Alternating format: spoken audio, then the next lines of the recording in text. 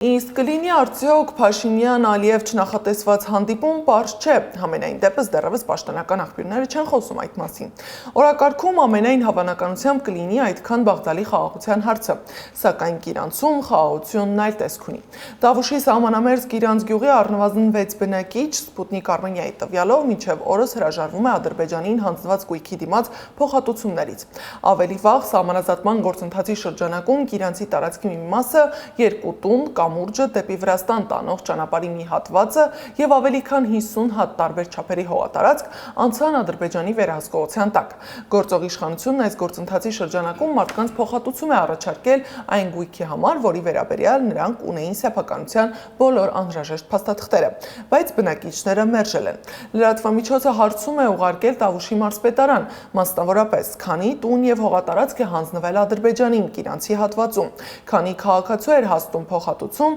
նրանցից քանիստ են այն ստացել, որքան է փոխհատուցման նվազագույն եւ առավելագույն չափը, մարզպետարանը հրաժարվել է պատասխանել հարցերին, պատճառաբանելով, թե տեղեկությունը պետական գաղտնիք է։